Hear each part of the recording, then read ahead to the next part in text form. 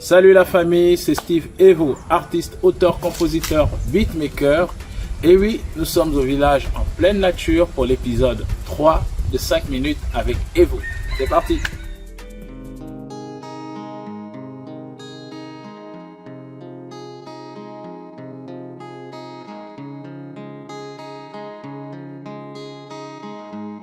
On préparait nos scènes, on harmonisait tout ce qu'il y avait à faire. C'était super bien scénarisé. L'un était le prolongement de l'autre. Il y avait cette symbiose dans notre manière de travailler, que ce soit en studio ou sur scène. Mais avec le temps, ça finit par s'émousser. Et chacun avait son couloir, chacun savait ce qu'il avait à faire. Et on a constaté que ça devenait un peu redondant, fatigant lorsqu'on a quitté le label. Pour toi, oh maintenant t'es ma femme. Là, il Fuente.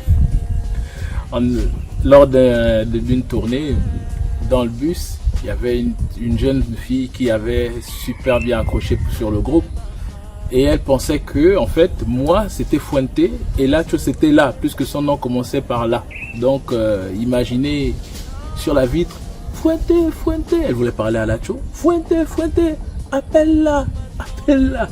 C'était plutôt marrant, ça fait rire tout le monde dans le bus. En scène, c'était lors d'un événement qu'on appelait le Bantu Live. On était censé prester à 23h. Merci le coq. On était censé chanter à 23h et on nous a fait chanter à 6h du matin au moment où les gens ont envie de se réveiller. Donc vous imaginez, vous avez Boubal Boukambil qui est au pic de la célébrité de son art. Et vous avez après Maponga, Raboud et Mauvaise Haleine. Donc quand on est monté sur scène, on nous a lapidé. C'est le Congo. On venait de sortir Patiti avec Belle Maman.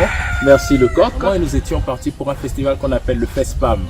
On a demandé la traduction de Je veux pas avec Belle Maman. Les jeunes nous ont donné Faut pas qu'Osibana Boki Lonayo. Voilà, on a chanté ça. On nous a bien tapé sur les doigts. Et il y avait un bangando de la zone qui est passé, l'a connu sur notre bus, il a crié et la Fuente gangster.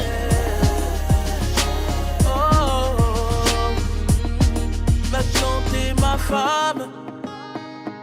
On est vraiment tombé de haut. On a été mis en face de nos responsabilités. Tu dois payer ton studio, tu dois démarcher toi-même tes spectacles. C'est vrai, tu as des 100% de tes cachets, mais tes 100% de cachets ne te servent qu'à payer tes charges. Et à un moment donné, tu dois vivre. Et ça devient vraiment casse-tête. Tu accumules et à un moment, le groupe ça fragilise. Chacun essaie de voir les choses autrement et inexorablement, ça amène à la rupture. On va célébrer.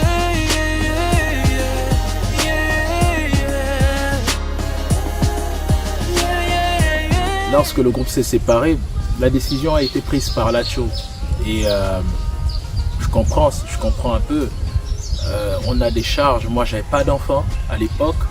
Et je n'avais pas encore calculé le fait de gérer ces genres de paramètres. J'étais bien dans mon petit cocon. Et il a pris la décision de quitter le groupe parce qu'il avait des objectifs à atteindre. C'était artistique, c'était personnel, c'était professionnel. Et j'étais lâché au milieu de nulle part.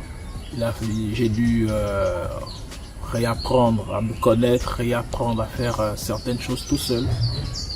Et c'était franchement pas facile. Je reprends.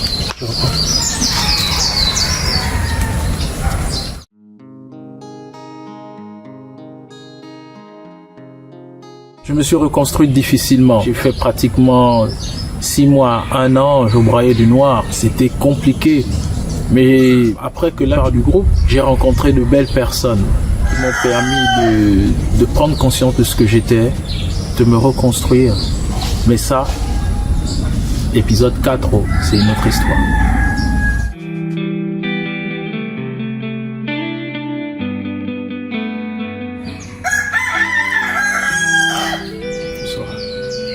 Tu sauras. Tu connais le piment?